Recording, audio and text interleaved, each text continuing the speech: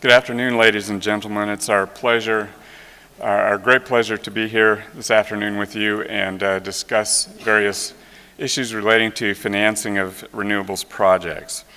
I know this topic is important to everyone who's in the industry, and it's a topic that has many side issues and topics that need discussion far more than will be available in the 45 minutes that we have today. But we'll keep our introductory comments short and try to leave as much time as possible for the questions that you might have. My name is Mark Thurber. I'm a project finance partner with Andrews Kurth, and we're based in Houston as a law firm with international offices in Dubai, London, and Beijing. And I'd like to take a moment to introduce each of our panelists to you. Paul Coffey is the Chief Operating Officer of RWE Energy. He's based in the UK. Alain Kerboriou is with Vestas, and he's the Vice President for Business Development in Denmark.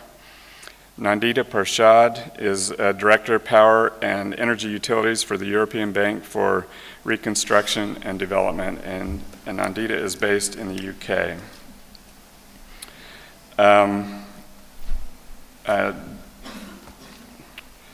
Dominique Tumpard is the Managing Director, Head of EWEA Infrastructure and Energy with the Capital Markets and Treasury Solutions at Deutsche Bank, and he's also based in the UK.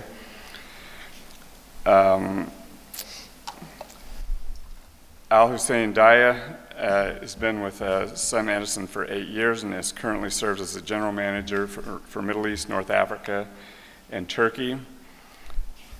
And Emmanuel Lemido is the founding partner and chairman of Centurio Capital, a Paris-based global investment advisory and investment management company. We'll now let each of these guests, if they could, take a few minutes to tell you a little bit more about themselves and to make a brief opening statement, and then we will begin a discussion of the various issues that are available. And we'll start in the order that you're seated. So Paul, if you could begin. Okay, good afternoon, everybody. My name's Paul Coffey. I'm from RWE Energy, and I'm Chief Operating Officer. Energy is the renewable energy division of RWE Group, one of the largest utility companies in Europe. I've been there for over 5 years now, and during that time we've deployed almost $10 billion of capital into renewable projects.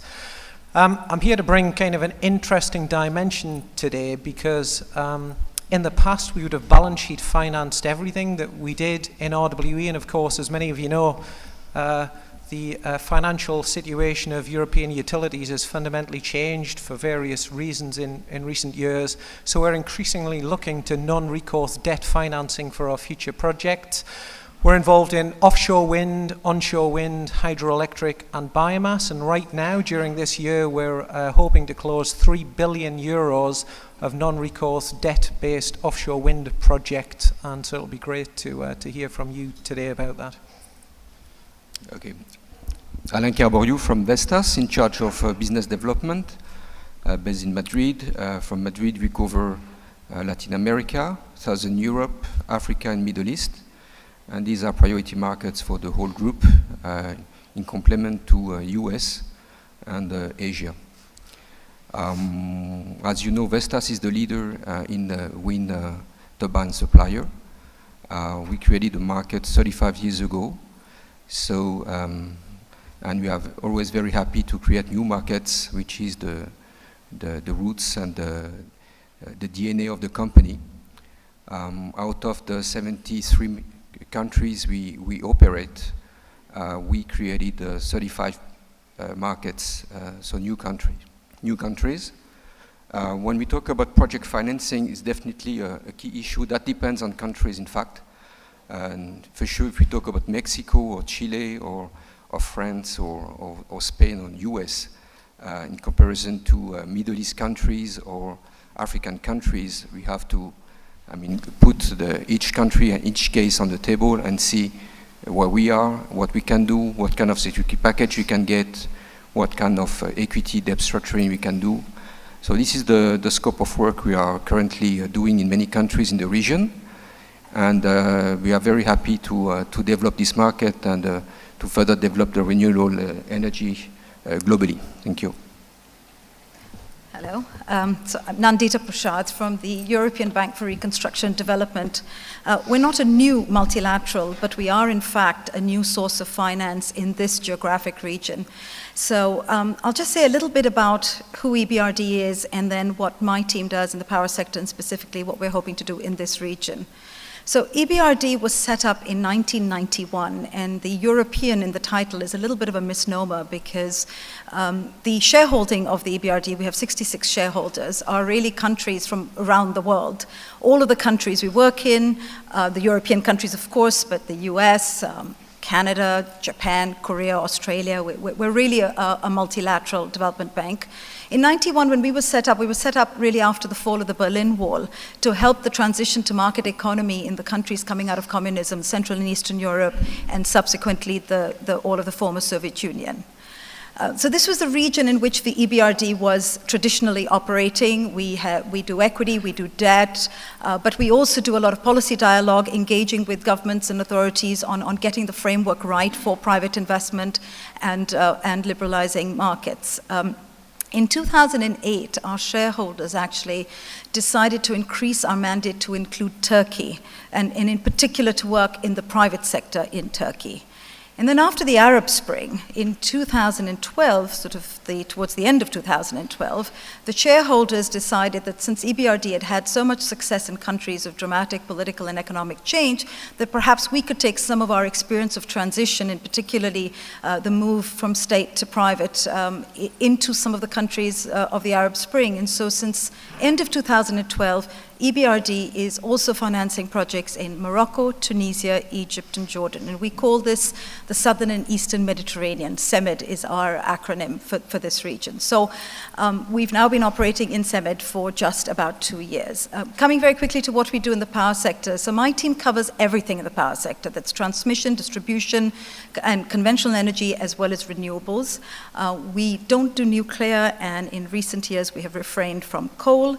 However, renewables are of course a growing part of our business. About a quarter of the total financing we do and about a third of the number of projects we finance are now in renewables. Just to give you an order of magnitude, the team on our own balance sheet does about a little over €1 billion every year, of which covering about 25 projects on average. In the past 2 years that we've been in the CEMED region, we have already ramped up and done about €400 million of financing in 7 projects.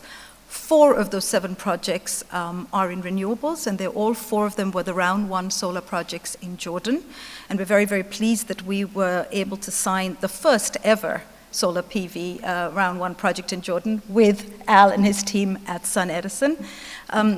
But for us, that project really sets our modus operandi in the region and across all of the 35 countries we work in, which is that it wasn't just about financing the project, but it was engaging with the authorities. We started engaging at least a year before the projects closed on improving the PPA, the regulatory framework, the process by which these projects are done. And that's very much our way. We combine policy dialogue with investment. We are now doing the same in Egypt. Next week, a colleague of mine who's in the room will be in Cairo, sitting together with the authorities, doing a page turn of their draft PPA for the feed-in tariff, and giving our views on what we believe is a bankable framework. And then we hope to put our money where our mouth is and follow that up quickly with some concrete financing. So we're available as a new source of finance for project financing, particularly in renewables in these 4 countries, and we're really looking forward to doing much more.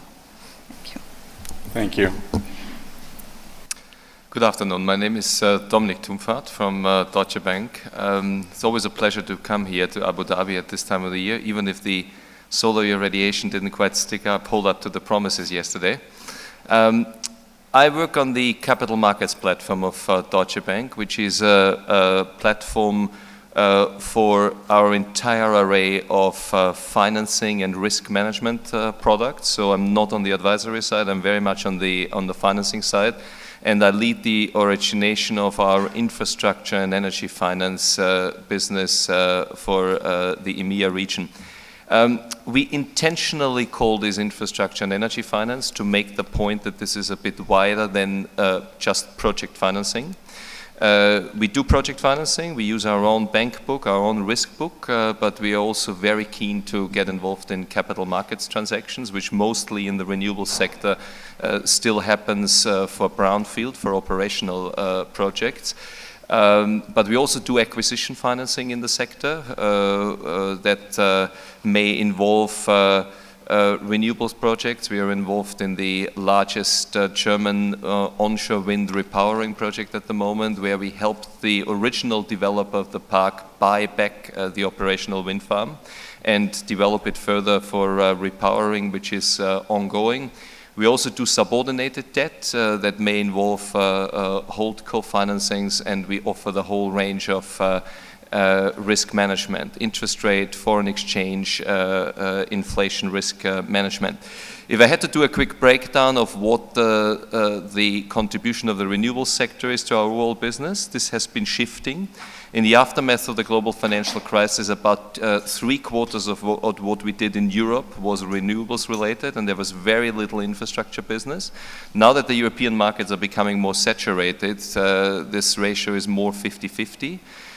Similar in the United States, 50% of our overall financing business is made up by renewables, some very large-scale wind and solar projects in Canada and in the United States. In emerging markets, there is a very, very strong growth of the renewables business. We are involved in a wind project in Uruguay at the moment. We see significant potential in other Latin American markets. We are closing a deal in South Africa at the moment. We did a solar deal in Japan last year. So renewables, by any standard, is a global sector, and we're very keen to do more in that space. So as mentioned, I'm general manager for Sunedison in the MENA and Turkey region. I've actually been with Sunedison for 8 years, so I've had the privilege and the fortune to see the company evolve from its starting days to where it is today, and actually the whole solar industry in that process in many ways as well. What Sunedison is today is one of the leading renewable energy companies in the world. We manage something over 3,500 megawatts of renewable energy power, and we operate in over 25 countries. And that portfolio of projects is actually quite diverse. It includes multi-hundred megawatt large-scale utility projects, but it also includes distributed generation assets for industrial, commercial, residential customers, and also off-grid and hybrid and specialized solutions as well, including things like solar water pumping, for example. So it is a relatively diverse set of projects. On the finance side, actually, Sunedison's history actually goes back to its founding days. We are one of the pioneers of the solar tax equity financing structures that are used in the US market. And to date, we have invested over $6 billion of capital into renewable energy projects globally. And in that, we have worked with a number of leading institutions from commercial banks, including our friends at Deutsche Bank, with several multilaterals, and we're very proud to be doing probably our largest project in the region right now with EBRD, which is in Jordan actually right now, and with others on both the debt and the equity side. Of course, for Sunedison in 2014, perhaps one of the big stories for the company was the successful launch of its first yieldco, Terraform Power. And Terraform Power, publicly traded, is designed to raise money from capital markets, provide a dividend to its investors, and use that capital to invest in projects in renewable energy globally. And the structure is actually, we think, an important next step in the evolution of the industry to access the kind of capital we need to really grow the industry to the next stage and to fund the very ambitious targets that we expect to hit as an industry overall. Parallel to Terraform, which is focused on OECD countries, developed markets, Sunedison also announced the launching in 2015 of a parallel yieldco dedicated to emerging markets.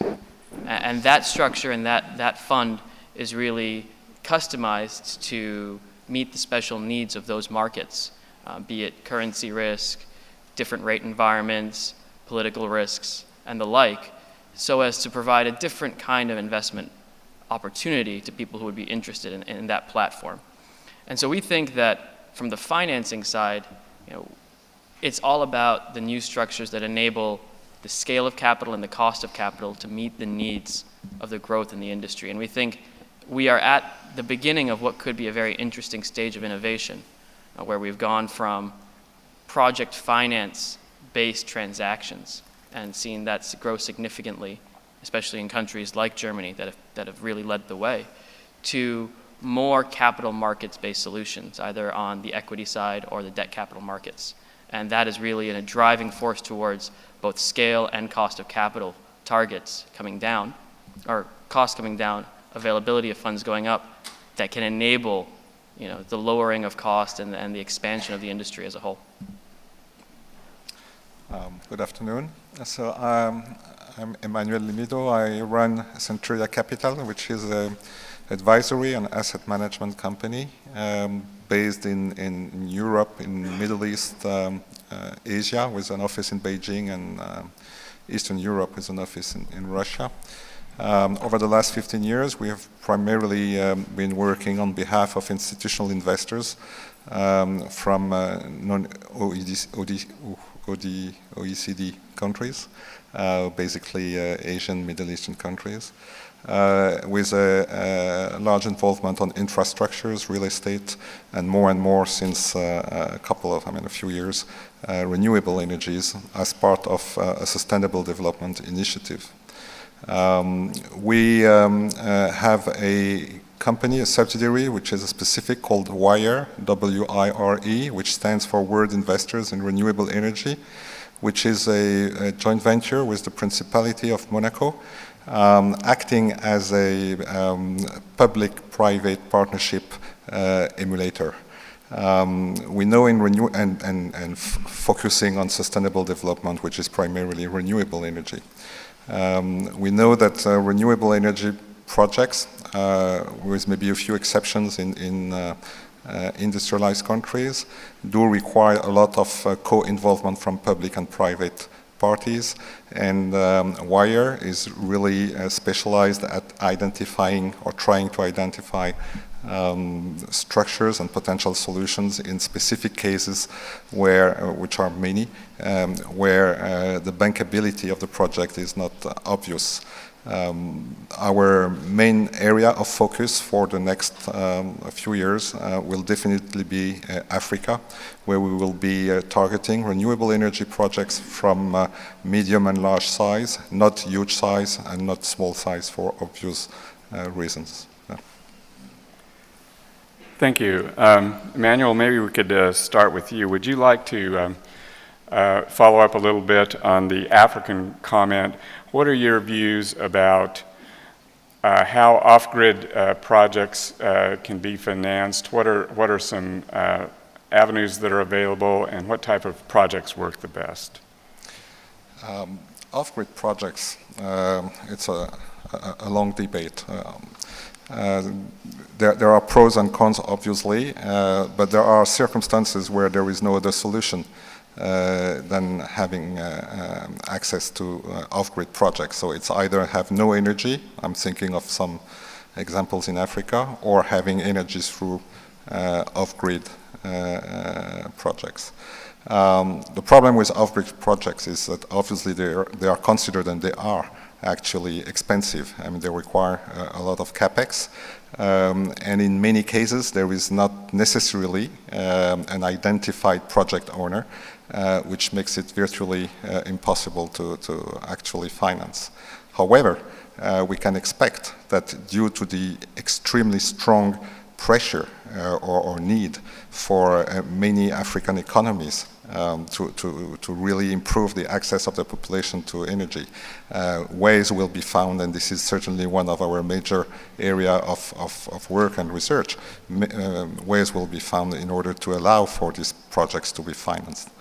On the other hand, there is hope, because there are obviously circumstances where off-grid projects can naturally be financed, like a project which will be associated with a clear industry, like a mining industry or mining project, a large industrial project, where in that case you would have a clear, if not a clear owner, at least a clear end user. Thank you. Maybe to complete this one. Sure. Yeah. Please. For us, the key point is the off-taker. So if we can have a clear off-taker, based on the electro-intensive projects, then we can create a project. And the second point is that usually in parallel to the development of a project, we develop the grid. So if you take the example of Kenya, to remain in Africa, we had a distance between the sites and the grid of 428 kilometers. So we had to work on both sides, the grid development and the field development. It took a few years, for sure, from the first, from the first year we developed the project till the end. But it happened, we reached financial close 1 month ago, 310 megawatt, and that will represent 20% of the power generation of the country. So we need to be in a position to work for years in this type of projects. Yeah, great project. 428 kilometers is basically off-grid. I think I heard an earlier comment. Al, a question from the audience. How interested is the panel in Turkey? Is it a market that offers financing opportunities in the renewables sector? So actually, I'm based in Istanbul. So and our regional office is there. So we do believe that there is definitely opportunity in Turkey. On the solar side, they really split into 2 different programs. One is a feed-in tariff program. It's just starting to go to tender in certain regions in Q4 and now here in Q1 of this year. And we think that it's an interesting program. I mean, it certainly garnered a lot of interest. I believe it's a 600 megawatt initial allocation, and there's something like 8 or 9 gigawatts of applications that went chasing it. So there's something to it. We do plan to participate, and we do think that it could be successful. The other part is that Turkey has, in its energy laws, allowed for self-consumption, net metering. And so we do see the burgeoning possibility of a distributed generation market. And with current costs of electricity and expected increases, that can become a competitive market for solar on some level. So we do think that the Turkish market is interesting. Thank you. Both sides. Yes, Nandita? Well, just as an institution that does finance in Turkey, and actually, quite interestingly, EBRD, as I said, only started operating in Turkey in 2008. And in 2014, Turkey has ended up as the largest recipient of EBRD financing. The bank as a whole did about 1.5 billion euros almost in Turkey alone. And in the power sector since 2008, we've been very active in the sector. We've done, I think, almost €750 million of financing in the power sector. Couple of very large, in fact, the 2 largest wind farms operating in Turkey at the moment were financed by us. We're looking at geothermal. We're looking at doing some interesting distributed generation projects with Sun Edison. We did a very interesting merchant project financing with Aqua Power, and I know Paddy is here in the room somewhere. So definitely as EBRD, we are very active in Turkey, and we continue to look for interesting opportunities to finance them. Great, thank you. Dominique, a question from the audience for you. What is the latest update on BASE 3 implementation, and what are the implications for financing this sector? We could spend a whole afternoon on this exciting question. Well, let me maybe tie this in with another question that we discussed, Mark, which is what about the participation of banks in development capital? And that is a question which is hugely influenced by Basel III. Basel III is, to those few in the room that may not be familiar, is basically the key regulatory regime for the banking sector, which has been significantly tied up and made more stringent since the global financial crisis. Under Basel III, equity to be provided by banks is prohibitively expensive, and I think to those who might hope that there is an ability to get bank financing for development, for the development phase of projects. I need to say development capital is really equity risk, and I see limited opportunities to get involved in that. When we get to construction financing, it's a completely different play. I always feel reminded of this famous statement by Mark Twain, rumors about my death are grossly exaggerated. We've all been hearing about the disintermediation of the banking sector through capital markets. Well, in construction financing, it doesn't take place yet. And that's a core, that's a mainstay of what we do in renewable energy financing. We finance the construction of projects. In most cases, the capital markets are not available for construction phase financings. Why? Because look at the global average rating of construction companies, and you will find that that rating is in the low investment grade area. If you add in structural complexity for project financing, the counterparty risk of a project is non-investment grade, and most insurance companies, pension funds, other capital market participants require an investment grade financing. But I do agree, and that's the final thing I want to say on that, when we then move to the operations phase, I totally agree with what Al said. We will see much more capital markets activity because we have a lot of non-bank institutions which are very keen to commit capital to renewables and to other infrastructure transactions. Look at the look at the yields you can get from sovereign bonds among the top sovereign bond issuers in the world. Germany at the last count was, the 10-year Bund was down at 0.50% yield. So infrastructure, renewable energy transactions, if structured properly, can give institutional investors long-term cash flows at attractive yields.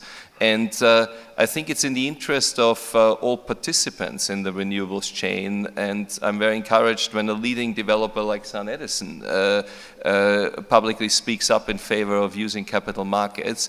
We should all be using those tools more. The banks are here for certain parts of the financing, construction financing, but certainly as a commercial bank, and I know that Nandita and myself may have different views and certainly different lending abilities in the space. For longer term capital, there are other, in many instances, there are other and cheaper forms of financing than bank capital. Thank you. Paul, a question has also come in for you from the audience. Inside your strategy, which part takes the operation and maintenance of your wind assets? The project finance is important, but your past mistakes say that the O&M is the one which determines the profitability of the global project. What is your point of view? I think there's no doubt that the operation and maintenance phase of a project is absolutely key to its ultimate profitability. It's interesting that I think almost all projects, whether equity or debt financed, historically had a period of certainty, let's say, with the original equipment manufacturer guaranteeing the operation and maintenance. I think during some of the earlier wind projects, and I would say this has probably held true up until the last 5 years, there were some unpleasant shocks later in the operating life of the asset as the OEM sought to, let's say, achieve profit through something other than the original equipment supply. So it's absolutely key, but I think increasingly the participants in the sector are looking to take some of this activity in-house. Our company is now doing that. Certainly we're highly competent around kind of onshore wind, O&M, and becoming more and more competent on the offshore side as well. Absolutely in project financing, these are key parameters. The kind of thing that we've done is a 5+5 kind of recurring option under our O&M agreements to require the OEM to kind of fulfill those obligations at a predetermined price level. Is that ultimately kind of sustainable? Well, only time will tell, and therefore you'd better be good at it yourself to have the option to bring it in-house if you need to. If I might add on just the O&M side, I think responsible and effective O&M is the most important thing aside from sort of construction quality you can do to ensure the generation and the profitability of an asset. And it goes hand in hand with what Dominic mentioned just now, which is as you prepare assets, I mean, these are now cash generating assets, to work in capital markets and to get ratings, which is what they require to be on the capital markets, there needs to be a sense of predictability. And people want to see these cash flow streams as guaranteed. And the ability to provide reliable O&M maintenance is critical to providing that sense of security in the project and in the cash flows. Thank you. We had a question also come in about Egypt in the context of the recent sub 6 cent tender in the UAE for an electricity concession. Does anyone have views on the panel about how this might affect other tenders in other countries such as Egypt in this area? I'm happy to give a start on that. Sure, Al, thank you. So the tender in DWAD certainly was a very aggressive, the one that won by Aqua was a very aggressive bid.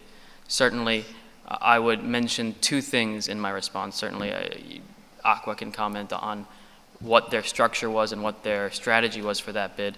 But if you look at other global programs in 2014, so just looking sort of retrospectively for a moment, you see that the average winning bids by most of the major developers and energy companies in solar was between 8 and 9 cents a kilowatt hour. That held true in India, it held true in South Africa, Brazil as well, I believe. And that is something we see as a trend. And those were established markets. And what we would normally say in the context of Egypt, which is launching a program for the first time, is that there is a premium to a market to establish a certainty and reducing of risk in an overall program that normally they're going to pay a premium for in the first cycle. It's not a guarantee, but there needs to be that sense. And either it's because there's other IPP programs that people perceive as successful, or in the case of this renewable energy program, there is a first round. And we see that in Jordan, where there was a first round bid.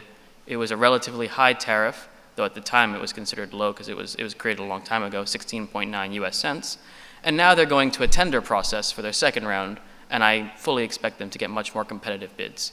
South Africa is the same story. I believe they are now finishing their third round or fourth round, I think it's third round, and they started at an extremely high price in the teens for their electricity price, and in this latest round, they are well below 10 cents.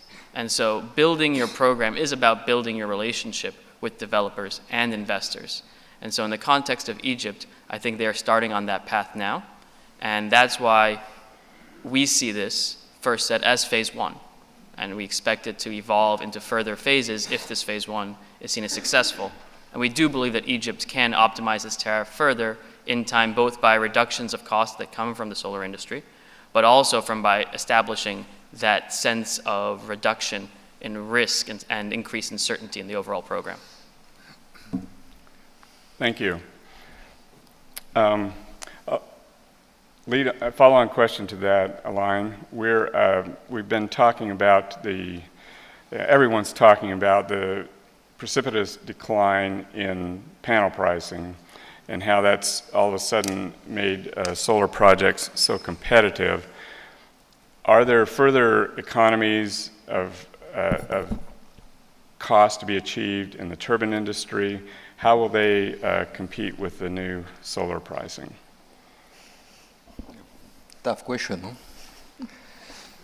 If you look at the picture over the last, let's say, 20, 25 years, definitely the cost of turbines were reduced over the period, and the whole industry did its homework in order to provide a very competitive LCOE at the end of the day, because this is what is important, and provide power on the grid at the right price, which is the, let's say, market price.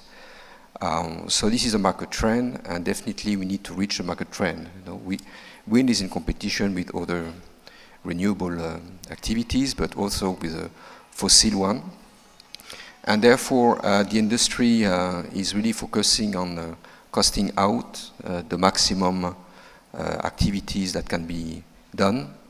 And the fact is that today, LCOE of wind is very competitive, and therefore, I think you have the question, the answer to your question in a way that, we need to adapt to the market and not the contrary. Then it depends country, we have to go country per country, and each country is specific. So we cannot expect the same price in Mexico or Chile than the price we'll have in US or in France or even in Egypt. When you create a new market, price is different. So demand and offer, that's always the same game. All the party has to do an effort, not only the turbine suppliers, but also the financials. So I put the equity supplier in the constraints as well, and the debt providers. And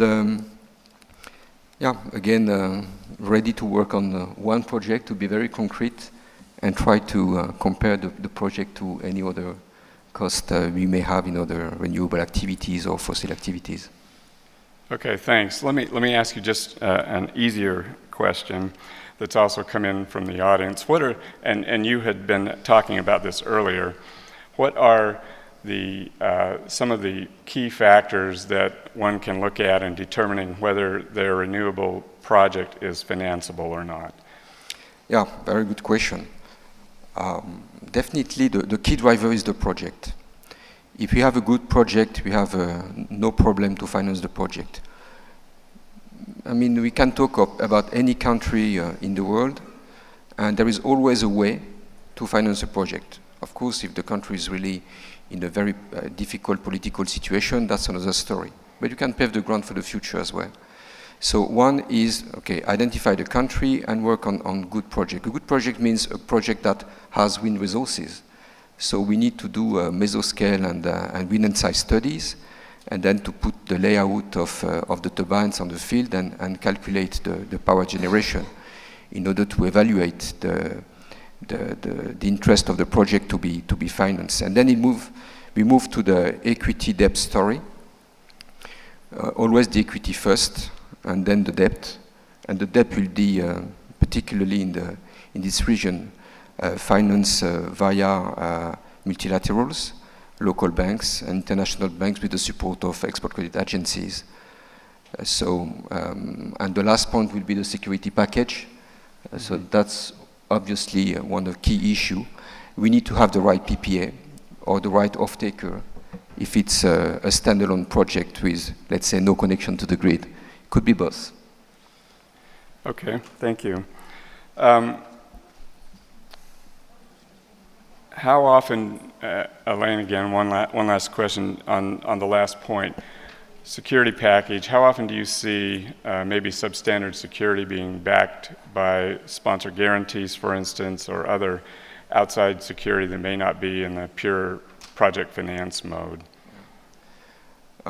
I can begin, but my colleagues will follow, because this is also their favorite sport, when you talk about security package for investors, lenders.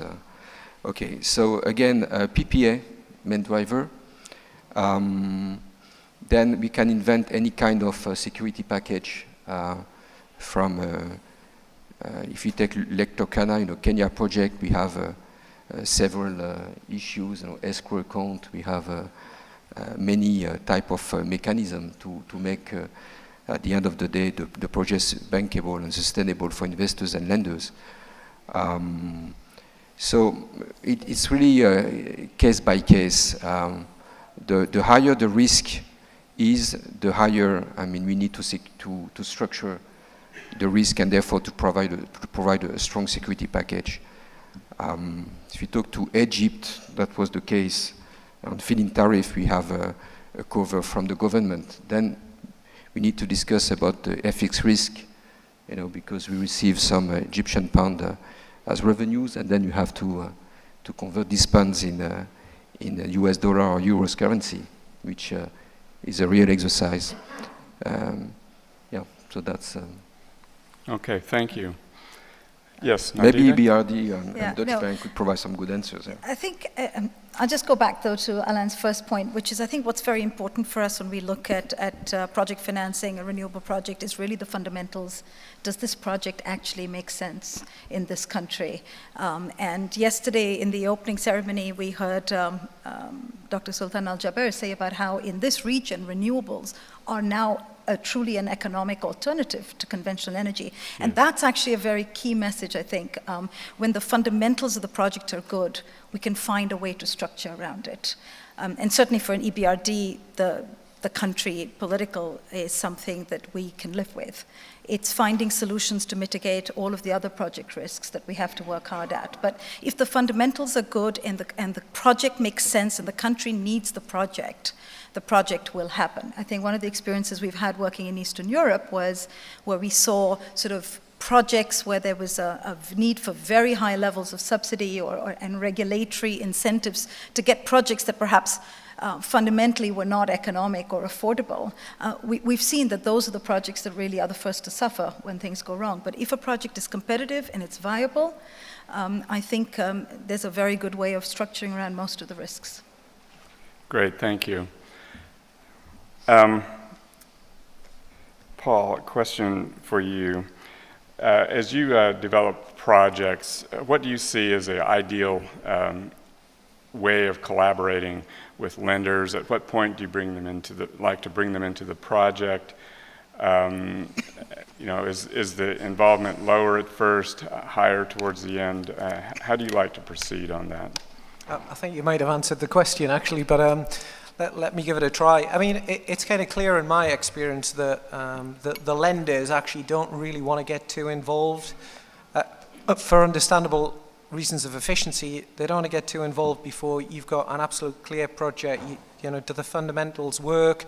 Have you got a fully kind of termed set of contracts? Is there equity kind of there? And it's pretty much at that stage, typically I'd expect the lenders to start to take a look. We try to, of course, kind of in advance of that, ensure that we understand the boundary conditions for a financing to be possible. It's pointless coming kind of at that stage with a whole bunch of contracts that actually don't meet the basic kind of criteria of bankability. But I think in general terms, in my experience, the involvement tends to be at the stage when you've got a pretty kind of fully termed set of contracts for a project. It's well understood, well developed, the equity's there, and then the lenders can do their due diligence.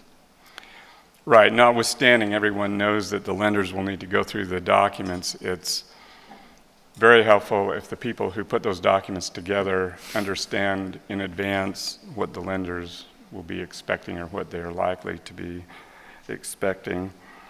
Just again, I think it's worth mentioning this because I think in standard, more developed markets with developed structures for projects, that is true. But when you start talking about new markets, Egypt being the example Nandita spoke to in her opening comments, getting involved with lenders very early, getting their comments into the contract development process, and making sure you're getting their feedback on what they expect to see in the project can be very helpful. I think especially when you're talking about working with multilateral finance institutions and in these new markets, getting lenders involved early can save you some grief on the other end as well. So it just depends on the type of market, I think, that you are entering and the maturity of that market. Nandita, do you have views on that? Yeah, no, do you work differently No, than absolutely, and this is we see this very fundamental to our role, particularly as the countries work in our opening up to renewables. In fact, we get in, as I gave the example of Egypt next week, where we'll run a workshop, I think even before the bidders are going to see the PPA, we're going to see it, and we want to make sure the lenders, independent of the developers, give our view up front to the Egyptians on what we think a bankable PPA would look like, so that we save time, that when they do go out to the bidders, it can move relatively quickly to closing of these projects. Right. Time is so valuable in developing a project. Too much time can kill one, as we all know. And I'd just like to add that I think one of the reasons renewables are becoming hot in this market as well is they can be built quicker than conventional power. And where you have big shortages, countries like Egypt, it really is very attractive to get them done quickly and on grid quickly. And that's perhaps an advantage in particular that solar has. Yeah, it's so quick to install. We are down to a couple of minutes, but one last question relating to the Middle East, since that's where this conference is taking place. What are, among Middle East renewables projects, what are the factors that are unique to this area that lenders might look at and think about? Anyone have, open it up to the whole panel, views on that? I defer to the lenders. Yeah. I think the factors aren't much different from other emerging or developed markets, and I think all the parameters have been referred to in some fashion or other. You need some form of offtake agreement in order to be able to really look at this as a long-term infrastructure project and provide long-term financing against it. I think the region, as was mentioned, has enormous advantages in terms of its natural resources, and I completely endorse what Nandita said. Maybe a few years back, before some of these lamentable retroactive changes to the regulatory regime happened in some European jurisdictions, some credit risk departments might just have looked at the feed-in tariff or the renewable obligation certificate regime or other offtake regime in saying this is good counterparty risk. Now, the analysis is much more of a deep dive into the granular features of the project. What's the solar irradiation? What are the natural resources around it? How much need is there in the particular jurisdiction or market for additional power in view of the overall demographics, in population growth, industrialization, and so on and so forth. And if those factors are given, and a few others which were mentioned before, I don't see why projects particularly in the MENA region wouldn't attract financing at attractive conditions, as the few projects financed here already have done anyway. Thanks, I agree. Ladies and gentlemen, that concludes our presentation for this afternoon. We could talk about it all day, as you might imagine, but we need to make time for the next presentation. If you could join me in showing your appreciation for the panelists, they've been excellent.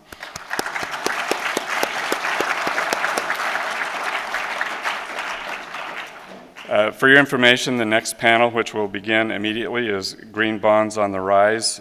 Relates directly to the interests of this audience and should be well worth your time. It will be chaired by Mr. Sean Kennedy, CEO of Climate Bonds Initiative in the UK, and it begins immediately. Thank you.